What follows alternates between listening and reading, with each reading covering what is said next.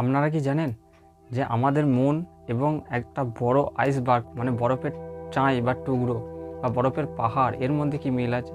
তো আজকে আমরা সেই সম্পর্কে জানবো। নমস্কার বন্ধু, আমি পবিত্র দাস, এনএলপি ট্রেনার এবং মাইন্ড ট্রেনার।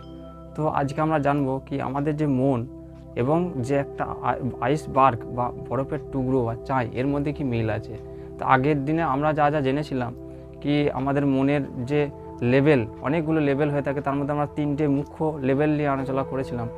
যেটা হচ্ছে কনসাস মন বা অবচেতন মন, আর একটা হচ্ছে আনকনসাস মন বা অচেতন মন, আর একটা হচ্ছে সাবকনসাস মাইন্ড বা অবচেতন মন। তো এই লেভেল তিনটে নিয়ে আমরা আলোচনা করেছিলাম।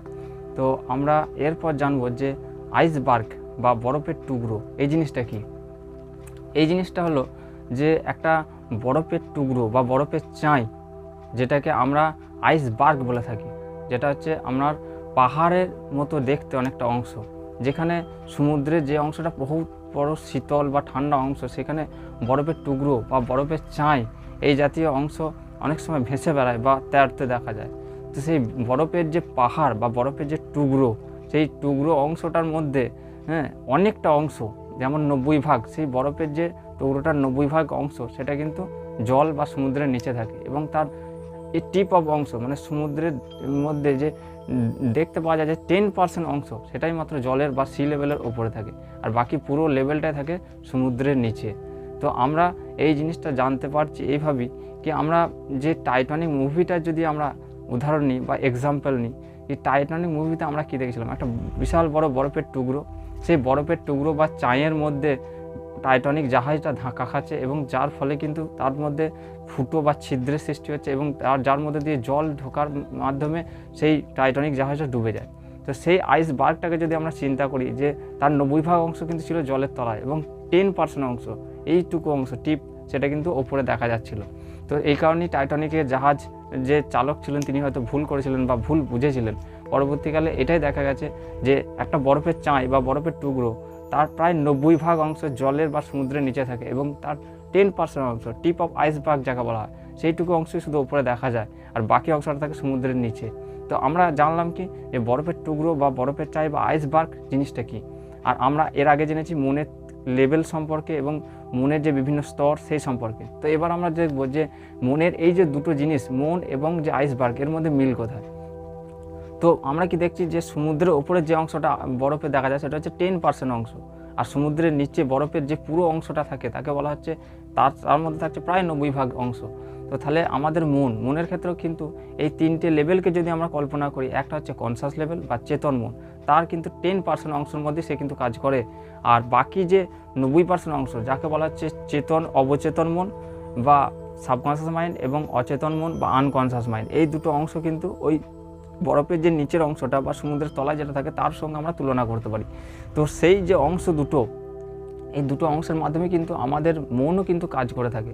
আমাদের যে চারিদিকে আমরা যে কাজ করে থাকি তার মধ্যে যে 10% কাজ কিন্তু আমরা ফোকাস বা আমাদের যে কনসাস মাইন্ডের মাধ্যমে আমরা করে থাকি, আর বাকি যে 90 ভাগ কাজ আমরা করে থাকি আমাদের জীবনে, তার প্রায় পুরোটাই সাবকনশাস এবং আনকনশাস মনের দ্বারা চালিত হয়, এবং সেটা অটোমেটিক হতে থাকে এবং অটোমেটিক সমস্ত কিছুকে চালনা করতে থাকে। এই মুহূর্তে যদি আমরা ভাবি, আমরা এই সময় যে জিনিসটাকে দেখছি, শুনছি বা খাচ্ছি বা টেস্ট করছি বা অনুভব করছি, সেই জিনিসটার মধ্যে আমাদের ফোকাস থাকে।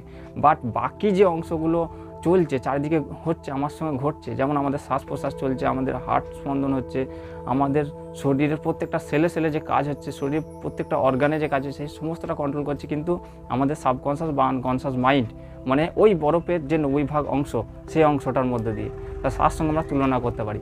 এবং 10% অংশ যেটা মাত্র ফোকাসের মাধ্যমে হচ্ছে, সেটা হচ্ছে আমাদের চেতন মন বা কনসাস মাইন্ড সেই কাজটা করে থাকে। তো আমরা এইভাবে মিল খুঁজে পাচ্ছি যে আমাদের মন এবং একটা বরফের টুকরো বা আইসবার্গের মধ্যে এই ধরনের মিল পাওয়া যেয়ে থাকে। তো আমরা নাম্বার 1 এই জিনিসটা প্রথম জানলাম কি, যে আমাদের যে পাওয়ার ডিস্ট্রিবিউশন হচ্ছে, মনের মধ্যে যে বিভিন্ন স্তর আছে তার মধ্যে যে পাওয়ার ডিস্ট্রিবিউশন হচ্ছে, তার কনসাস মাইন্ডের কাছে 10% পাওয়ার থাকে, যেটাকে আমরা ফোকাস বা একভাবে যে জিনিসটার উপর আমরা কাজ করতে থাকি সেই মুহূর্তের জন্য সেইটার মধ্যে ক্ষমতা হচ্ছে মাত্র 10%। আর বাকি যে ক্ষমতাটা থাকে সেটা সাবকনসিয়াস আনকনসিয়াস মনের কাছে থাকে, সেটা প্রায় 90% অংশ, এবং বাকি মনের লেভেলের কাছে থাকে সেটা প্রায় 90% অংশ। সে অটোমেটিক সেই কাজগুলো করতে থাকে এবং সেই কাজগুলো হতে থাকে অটোমেটিক নিজে নিজে। যেগুলো আমরা আগে ফিড করেছি সেগুলো প্রোগ্রাম হয়ে যাওয়ার কারণে সেগুলো কিন্তু চলতে থাকে আমাদের অবচেতন এবং আনকনসিয়াস মাইন্ডের মাধ্যমে। তো আমরা এই জিনিসটা জানতে পারলাম সেটা হচ্ছে আমাদের কনসাস মাইন্ডের মধ্যে এবং সাবকনসাস আনকনসাস মাইন্ডের সঙ্গে বরফের টুকরো বা বরফের চায়ের কি মিল পাওয়া যায়, এটা নাম্বার 1। নাম্বার 2 কি আরেকটা জিনিস আমরা দেখতে পাই কি এই যে আমরা যে বরফের টুকরোটা দেখছি তার 90% অংশ কিন্তু জলের নিচে থাকছে আর উপরে থাকছে কত 10% অংশ। ঠিক তেমনই আমরা যদি এটাকে ভাবি যে 100% অংশ সমুদ্রের উপরে দেখা যাচ্ছে, তার মানে কি 900 ফিট প্রায় সমুদ্রের নিচে আছে, তবে হচ্ছে 1000 মানে 1000 ফিট একটা বরফের পাহাড়ের গোটাগুটি পুরো জিনিসটাকে আমরা যদি কল্পনা করে থাকি সেরকম অংশ হয়ে থাকবে। ঠিক সেরকমই আমরা আমাদের যে 90% অংশে যে জিনিসটাকে ফিড করতে থাকবো এবং প্রোগ্রাম হতে থাকবে, সেই জিনিসটা যত গভীর বা ডিপনিং হতে থাকবে তার রেশিওর হিসাবে 10% অংশ ওপরে দেখা যাবে বা এই দুনিয়ার জন্য ভিজিবল হবে বা এই মানুষদের জন্য ভিজিবল হবে। ঠিক আমরা এটাকে যদি কল্পনা করে থাকি, আমরা যে সমস্ত জিনিস করে থাকি তার প্রায় 90% অংশ যদি আমাদের ভেতরে যে থাকে তার যে 10% রেশিও সেই হিসেবে আমরা ওপরে সেটাকে মানুষকে দেখাতে পারি বা বাকি মানুষরা বা দুনিয়া দেখতে পায়। যদি আমরা একটা মাস্টার মশাইকে কল্পনা করে থাকি যে যিনি সমস্ত কিছু জিনিস একটা বোঝাচ্ছেন কিন্তু একটা স্টুডেন্ট সেই জিনিসটা শিখছে, কিন্তু তা সত্ত্বেও মাস্টার মশাই যে জিনিসটা বলেছেন সেটা কিন্তু পুরোপুরি কিন্তু সে কনভার্ট করতে পারছে না বা বোঝাতে পারছে না। এর কারণটাই হচ্ছে সে কিন্তু সবই জানে কিন্তু সে বোঝাতে পারছে না। এর কারণটা হচ্ছে যে সে যেটা বুঝেছে যতটা বুঝতে পেরেছে তার ডিপনিং হয়েছে 90% অংশের মধ্যে, তার 10% রেশিও হিসেবে অন্যজনকে বোঝাতে পারছে। তো এর থেকে আমরা বুঝতে পারি কি আমরা জীবনে যে জিনিসটাই চাই সেই জিনিসটা যদি আমরা ফাইন্যান্সিয়ালের দিক থেকে দেখতে চাই, যদি আমরা ফাইন্যান্সিয়ালি নিজেকে 90% প্রোগ্রাম করতে পারি তার 10% হিসেবে কিন্তু আমরা আমাদের জীবনে যে কাজ সেটাকে আমরা দেখাতে পারবো বা নিজে সেই সাকসেসটা অ্যাচিভ করতে পারবো এবং দুনিয়া দেখতে পারবে। তো আমরা আজ থেকে বন্ধু যেই জিনিসটা আপনারা চাইছেন জীবনে তার 90% ডিপনিং করুন এবং তার 10% রেশিও হিসেবে কিন্তু আপনি আপনার জীবনে সেটাকে দেখতে পারবেন বা এই দুনিয়া দেখতে পারবে সেই জিনিসটাকে।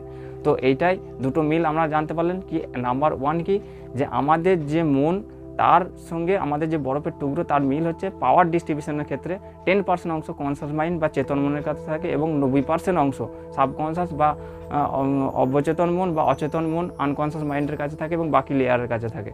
তো এই জিনিসটা জানলাম এবং দ্বিতীয় কি জানলাম যে আমরা কোনো জিনিসকে যত ডিপনিং করতে থাকবো যে কোনো নলেজকে সেটারই কিন্তু 10% রেশিও হিসেবে রেজাল্ট হিসেবে আমরা কিন্তু ওপরে দেখতে পারবো বা কারোর জীবনে দেখতে পারবো।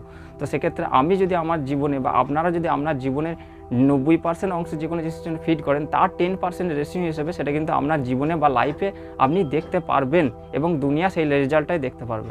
তো এই দুটো জিনিস আমরা শিখলাম। তো নমস্কার, আজ এ পর্যন্তই।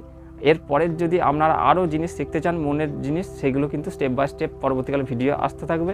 তা আপনারা আমার সঙ্গে এভাবে জুড়ে থাকুন এবং স্টে কানেক্টেড এবং অবশ্যই লাইক শেয়ার এবং সাবস্ক্রাইব করে যাবেন।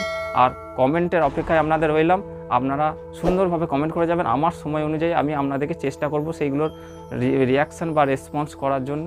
তো থ্যাংক ইউ এত দূর আমার সঙ্গে থাকার জন্য। নমস্কার বন্ধুরা।